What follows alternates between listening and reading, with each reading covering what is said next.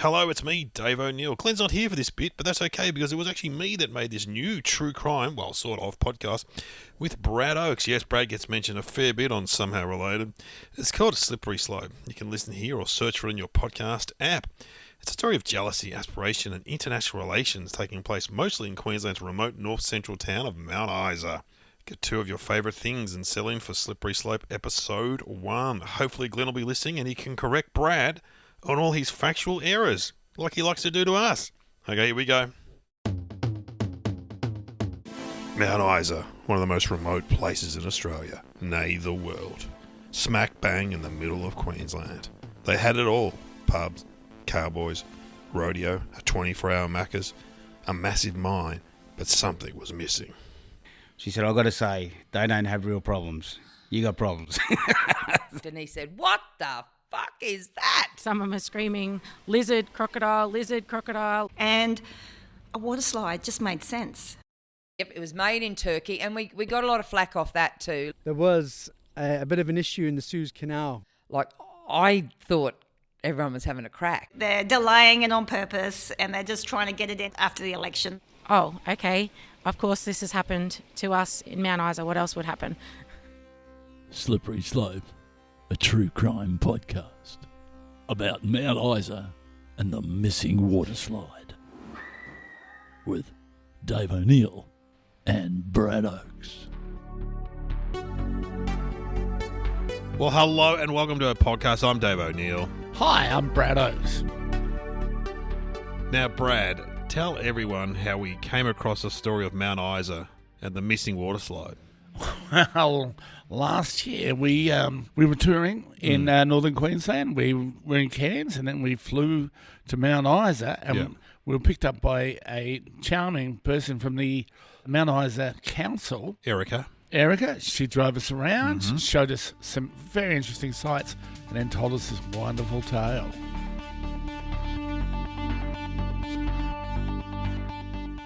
now had you been to Mount Isa before? No, I'd never been there. Yeah, and what was your first impression? Is it in Australia? Yeah. It's a long way. It's very isolated. For people that don't know, it's in the middle of Queensland. It's a huge mining town. It's actually in Queensland, but it's closer to Darwin than it is to Brisbane. Yeah, that's it's right. State capital. I'd been there a few times. I hosted their 100-year celebration, and I've done a gig in Julia Creek. I always really liked Mount Isa because it's very much a working town as opposed to a FIFO town. Most people live there, and most people work in the mine or in the surrounding industries in the mine, I suppose. Well, and I think when I look at you, I think Western Queensland. Yeah. You know, you're like a stockman. So we heard of this story, and we thought that is a great story, and so returned to Mount Isa, interviewed people. We're going to cover the whole story over this podcast. I'll just point out too that we didn't turn to each other and go, "This is a great story." It was a couple of weeks later after we got back. I said to you, "I'm just fascinated by that story." You went, "Me too." Yeah, and we both been to our rooms in Mount Isa and individually Googled and could find nothing about it. Yeah. There was nothing about this water slide. So we thought, this is a great story. Well, I mean, it's interesting. People that live there have an opinion on Mount Isa, obviously. Let's hear from Kim Cogho. She's the sister mayor. She's been on council forever. Kim, what's your description of Mount Isa? Hard, rugged, hot. Yep, that's a very quick summation, but that kind of does sum it up. I think it is a hard place to live, Brad. In terms of hard, it was 31 degrees when we were in Cairns the day before. Yeah. But that's humid heat. Yeah. And then when we landed at 8:30 in the morning in Mount Isa, it was already 31 degrees. Yeah. That's more like pizza oven heat. Yeah, it was like a pizza oven, and it got hotter and hotter. Danielle Slade's also, she was on the council. She was a mayor. I met her when I hosted the 100-year celebration. She's not a councillor anymore, growing up in Mount Isa. It was never my intention to stay here. It grows on you without you realising. When I left school, I was out of here. There's no doubt about it. And I met people who not just become friends, but have become lifelong friends, and people who would, bury a body for you, basically. These people, we've grown up together, and I can't explain that sort of feeling of community that Mount Isa has. And maybe it's because we're so isolated. Of course, this area, and I didn't know this until I went there, Rob Catter is the local member for the state parliament. Now, that's Bob Catter's son. Did you Yeah. know he had a son? I knew he had a son. I loved the fact that the differential is just, well, Bob Catter, who's a very colourful Australian federal He's politician. been there forever, too, in parliament. He has been around and is a very strong advocate for Northern Queensland. Yeah. To differentiate between his colourful personality, his son is Rob Yeah. rather than Bob. Yeah, that's so funny. And it's just one letter the difference between Rob and Bob. Yeah, it just clears it up straight away. For people that don't know who Bob Catter is, this is his famous quote on the news when I think they were talking about gay marriage, weren't they? It was. It's about the referendum. Yeah, and just hear how it takes a turn. It's only 20 seconds, but this will sum up Bob Catter. People are entitled to their sexual proclivities. You know, I mean, let there be 1,000 blossoms bloom as far as I'm concerned. You know, but I ain't spending any time on it because in the meantime, every 3 months, a person is torn to pieces by a crocodile in North Queensland. There we go. Torn to pieces by a crocodile. Do yourself a favour too. If you want to Google that, just type in Bob Catter crocodiles and you will see it's a 20-second clip. His face change halfway through that. It's unbelievable, and that has become famous around the world. But that's not Rob Catter. No, Rob's a lot more sedate. Rob Catter actually lives in Mount Isa. He's got an office there. He's got a house there. He's got a family there. He's a member for that area. Yes. And Yeah. which must be a very big state electorate. He's got a plane that he flies around. Yeah. Which he famously didn't put the landing thing down and skidded on the tarmac. I do that all the time. Yeah. In your plane. Let's hear from Rob Catter. Mount Isa is a diamond in the rough. It's very hard to see its beauty and its value and character on the surface, but it doesn't. When you open it up and get inside, it's great and gets hold of you. It's hard to leave. Okay, he sounds a bit like Bob, a little bit. There is that real phenomenon though where people come, Brad, and they just stay. Yeah. Did you have any desire to stay? No, it was a bit too hot for me, given that we did a gig there. That I'd pretty much shot my bolt there. You know, a lot of the people from the region were there. So after that, it's pretty much I'll just be picking up papers. Yeah. For something to do.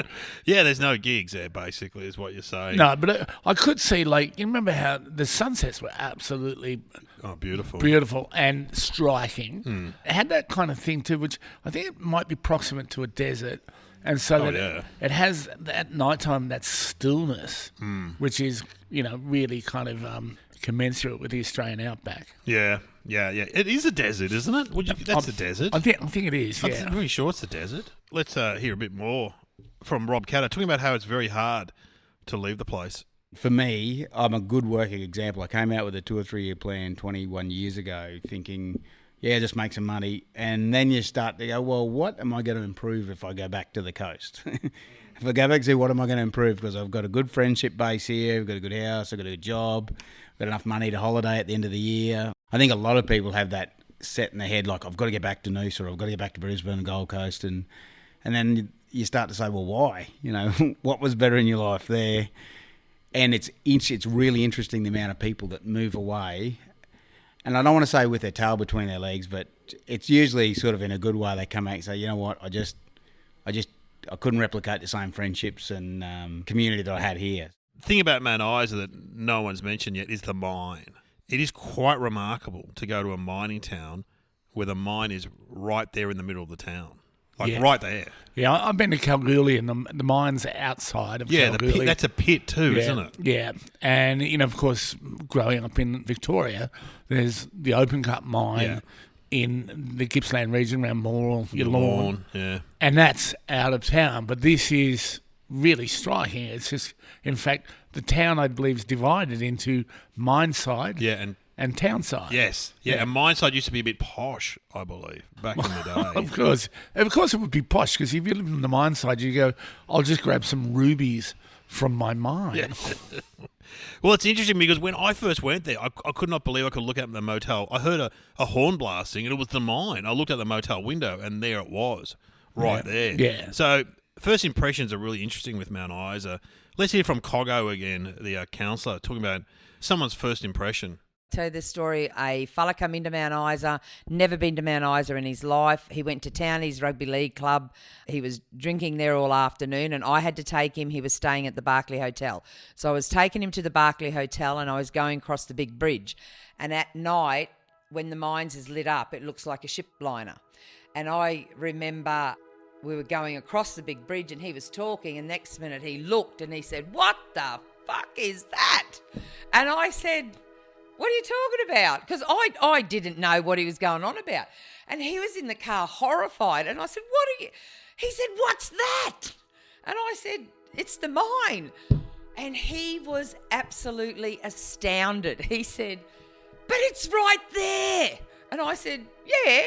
So we don't know anything different. But for people coming into Mount Isa, I mean, you drive down the Barclay Highway and, you know, you go up Railway Avenue and there's this mine, like the whole mine is there. Like it's unheard of because all other places in Australia, the mine's there, but the town's away. But you go back to when it was discovered, I mean, you had to be right near the mine. So you used to have mine side and town side. The mine was first and then Mount Isa. Do you know how it was discovered? How Mount Isa came to be? Look, I'm strongly paraphrasing here, so feel free to correct me. But my understanding was that there was some prospectors just moving through the area. One of them horses got something in its foot, Yeah. hoof, and they turned it over, and it was a big lump of insert precious metal Right. here, which begs the question because we talk about how the town got to be called Mount Isa. Well, I think it should have been named after that horse. Yeah. Like Nelly. Mount Trigger. Mount Nelly. Because, of course, the indigenous people were there first. Of course, yeah. And they're part of Mount Isa, of course. And it used to be, it was known for what sort of thing? I believe it was known as a trading area. It was well known for the quality of the stone axes that were made in the region, right? Which, again, would point towards them using really good minerals. The materials. Yeah. Yeah, that they now mine. Minerals and ores. Cogho seems to know what she's talking about when it comes to the history of Mount Isa. So the story goes, the horse got a rock thing in his hoof and he saw it. A lot of them were prospectors at the time. And from there, like all the prospectors come out, but John Campbell Miles laid claim to it first. And there's a long history of miners coming here. So I just know that my great-grandfather was the pioneer that discovered, was with John Campbell Miles. Then my father was a shift boss in the mines. And then, I worked in the mines. The mine has had several owners over the years. Well, the vibe I get, current owners, is not a good relationship, I believe. No, and I believe it started out as Mount Isa Mining. Yes. And for years you would see that, in the stocks pages, in the news pages. MIM was synonymous, it was up there with BHP. It's one of the most productive mining areas in the world in terms of its size. And it's now fallen into the hands of... what did they say? Bean counters? Bean counters, economists. Yeah, I actually put the question to Rob Catter. Let's have a listen. I'd say really bad. It was off the charts good when I sort of first moved here. And it was Mount Isa Mines. They used to have a Christmas party, I'm told, before my time. They had a Christmas party. And every kid in town, regardless of whether their parents worked at the mine or not, got a Christmas present. And the friends of mine, who were my age, who were part of they said, mate, they weren't little presents. They weren't a $2 chibi, like a decent bloody toy.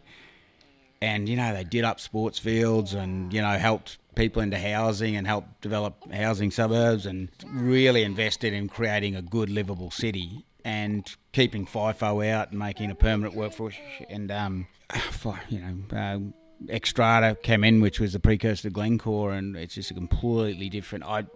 There's a lot of animosity towards the mine now, I'd say, because they do it. They're just commercially focused and don't have that same community focus. They're not mining. They're money people, aren't they, from Switzerland? They're global commodity traders. We're one of 150 or more mines they own in the world. We're a speck in the, a speck of dust to them, and they work off commodity prices and they require higher returns than a lot of other mining companies do around the place. So they'll shut something down before someone else would. And they're not miners, they're economists.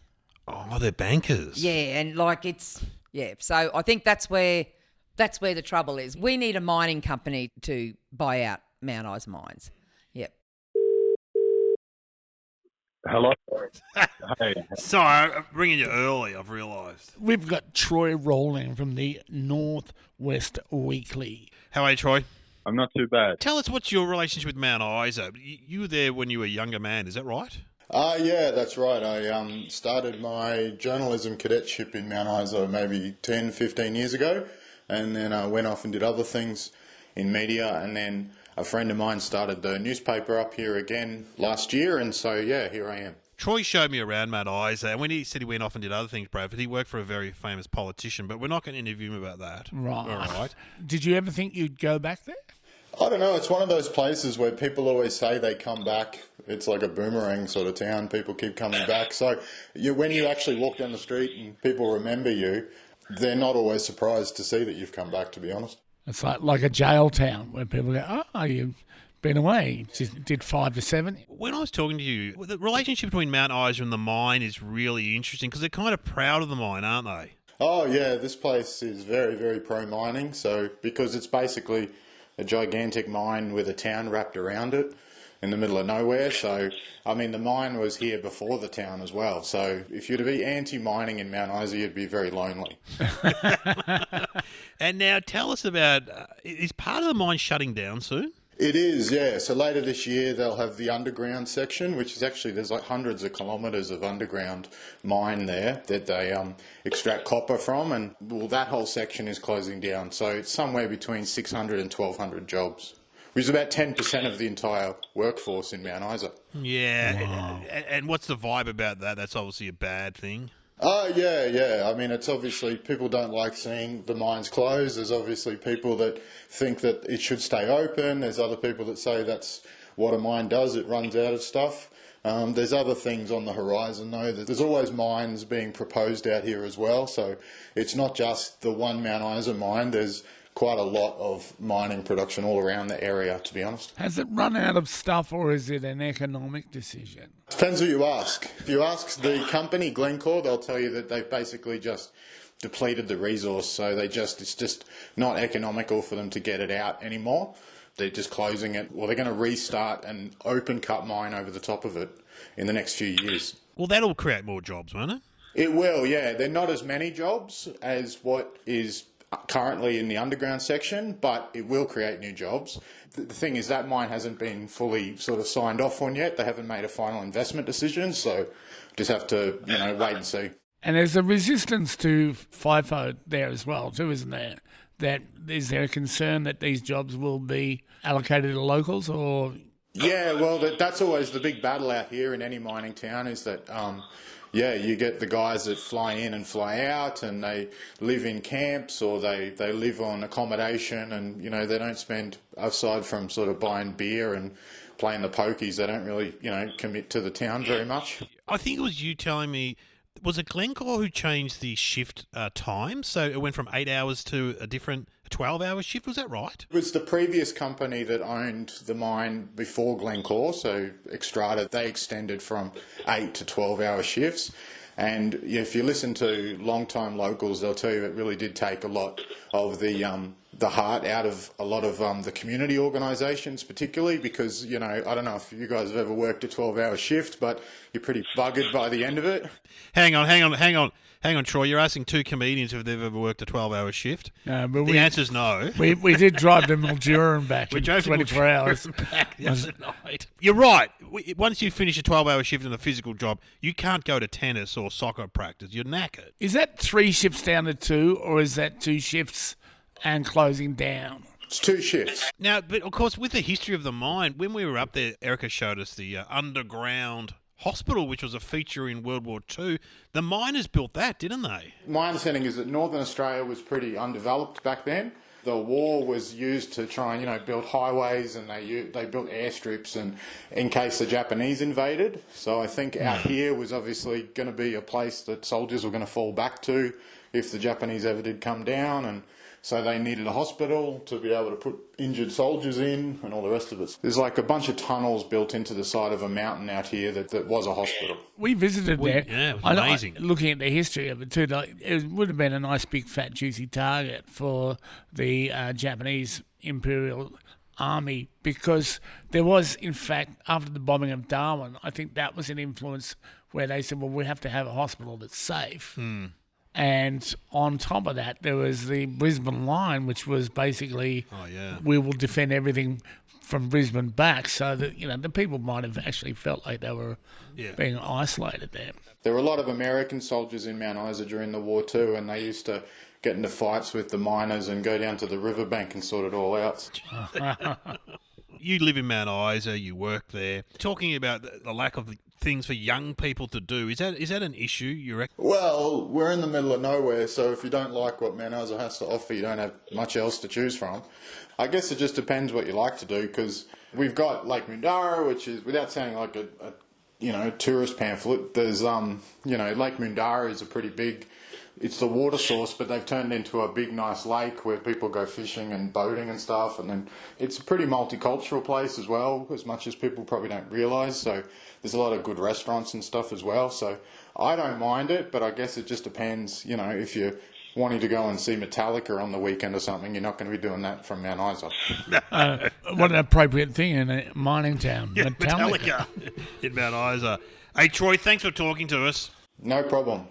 Well, apart from all the issues with the mine, so the part of the mine's closing down, there is this whole problem with the young people and a lack of things for the kids to do, Brad. Oh, there is, but the relationships are strong. I think Danielle was talking before. I think she said something like, people have got your back. People would bury a body for you, basically. Okay, so not a good idea in a mining town. Yeah. Probably a better way to get rid of it. It kind of speaks to firm friends, and Rob Catter said the same, how close these people are. Yeah. And so even if you don't have kids, you're concerned about the issues for the children. Yeah, but there's lots of sporting clubs. There is a lack of the things for the kids to do. Let's hear from Rob Catter. Oh, well, it was really nice once a politician in Brisbane, a lady, had come up to me and said, Rob, I just want to say to you, I spent a few days out in a committee here in Mount Isa getting across some of the issues here, and she said, I get a lot of people through my office in Brisbane. She said, I've got to say, they don't have real problems. You got problems. So if you wanted to take, education, health, population decline, industry, risk in industry growth, and just about every metric we could say, we've got the, alcoholism, social disruption, crime. You could put a real negative slant on it, but crikey, we still all love being here.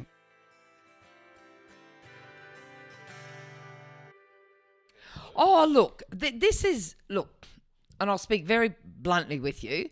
People say, there's nothing to do, rah, rah. Well, hang on a minute, we shouldn't have to put on something for you to do. You can still, we've got a skate park here, we've got a pump track, we've got 13 parks or something, and nearly all of them have got play equipment in it. Or how about you just go get your mate and get on a bike and ride around for a little bit, not break into houses or anything, but, just ride around on your bikes. And my son especially was never without a ball in his hand. He'd kick a ball around, or him and his mates would go, and do their stuff. So I still think there's a lot to do in Mount Isa.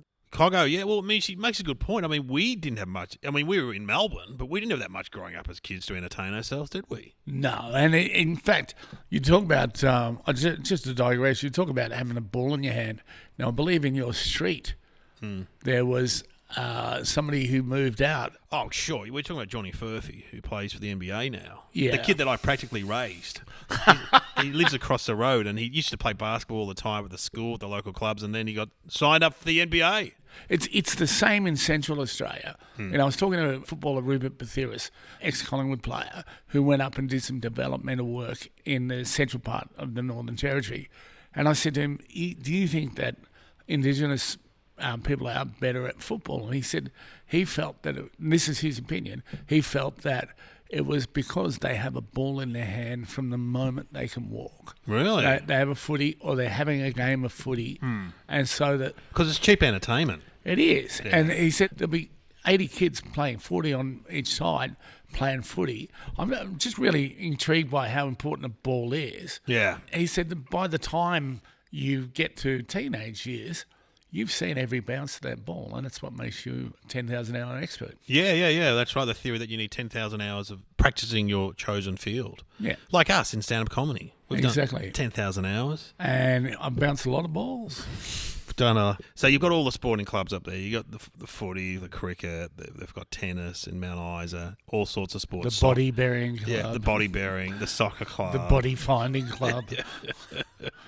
They've got a great pool up there. But this, you would hope. Okay, a big swim centre, outdoors, an outdoor swim centre there, right near the mine. Actually, it's right next to the mine. But the thing is, the example we're about to play illustrates how bored the kids are in Mount Isa. I'll let Shae. She runs the pool there. She runs the swim centre. Let her tell the story. A couple of years ago, we had some crocodiles in the pool as well. Had a little turtle last year also. Not that the turtle was too bad, but the crocodiles were a bit more of a feat to get out. Someone had been trapping them out at the lake and brought them in overnight and threw them over the fence, and they've gone into the water. I opened the pool as normal. It was pitch black. Spotlights were on. I did my walk around and check, but the crocodiles were obviously in the corners in the shadow early in the morning, just dormant. And then as the water started churning up, we had an aqua aerobics class on. There was music pumping and everything was going. They started to move around, and we don't know whether they wanted to join in or just escape the place fast. They looked pretty nervous and pretty scared at first, to be honest. I don't know who was more scared. A couple of people in the class started screaming and running and didn't really know what was going on at first until someone was screaming lizard, crocodile, and went from there. So we could scoop some out with the buckets. They were only little babies. Some of them were a little bit faster, and we had to get one of the ladies we know quite well from the class, actually. Her husband came down. He's a big fishing fella, and he brought cast nets, and that's how we got them. Okay, so I just want to point out, like, good on you, Shae, and I can imagine that's a problem. But I've seen a lizard, and I've seen a crocodile. Yeah. And we're talking a difference in metres. Yeah. You know? I think they were baby crocodiles, but they were still scary, apparently. Yeah, I know, but just they're very different. I mean, I believe that they probably were similar about 20 billion years ago. Yes. But they branched out. Well, it's kind of like saying wallaby kangaroo, isn't it? Well, is it? No, I felt like it's more like saying wallaby horse. Right, okay. That's probably what Bob Catter was talking about. Yes. I mean, being ripped apart over a series of days. In the swimming pool in Mount Isa. Well, anyway, that's the thing about Mount Isa. We're getting to the water slide now because the kids are so bored, they're putting crocodiles in the pool, even though she didn't say they were kids in that quote, but she told me later they were kids that did it. Let's cross to Danielle Slade, the former mayor, and because there used to be Brad, I don't know if you know this, there used to be a water slide in Mount Isa. No, I did not know that. For a while, when I was a kid here, we had a water slide. It was quite a ride on my bike, to be honest, but I would ride out there, do the water slide, and have the time of my life. And of course, it was a private entity and it went broke or closed down. And the one thing that I realised as a resident, let alone the mayor, is we need more fun things for kids to do, especially the older kids. You know, we're talking youth crime and lots of things happening. You need to keep these kids engaged, lots of fun things to do. A water slide just made sense, you know. There we have it. Someone has suggested a water slide for Mount Isa. So we get to the start of the story, Brad. All right, and so they didn't have that water slide, you know, the ones we had with kids where you just had... slip and slide. Yeah, a big bit of plastic. Dad would put tent pegs in, the plastic, and also it'd be near the road. We used to do one on the nature strip, and you could often go into the driveway or the road. And if you put a little bit of detergent on it, and if you slid onto that couch grass, there was next year's skin forming. Yes. Yes. So we've come to the end of the first episode. So Mount Isa, they're going to get a water slide. Well, it's been proposed, but there's quite a few hurdles to cover, and an incident occurs. Yeah, you don't just go and buy one at Clark Rubber. No, you don't. It's a whole thing. Good intentions. Look, listen to next week because something goes wrong. Queensland government had gone to all the mines in Queensland and said, we want some money from you. Special meeting of Mount Isa City Council. It was my idea for the water slide, but it's not big enough. Slippery Slope, a true crime podcast about Mount Isa and the missing water slide with Dave O'Neill and Brad Oakes. Slippery Slope is written and hosted by Dave O'Neill and Brad Oakes. Original music created by Itinerant Productions. Check out their website, there's some great stuff there, www.itinerantproduction.com. Editing by Courtney Carthy, published by Nearly Media. Thank you to all the guests involved in the making of Slippery Slope. In this episode, Kim Coughlin, Danielle Slade, Troy Rowling, Rob Catter and Shae Donovan at the pool. Find more information in the episode notes or at nearly.com.au. And thanks to the people of Mount Isa.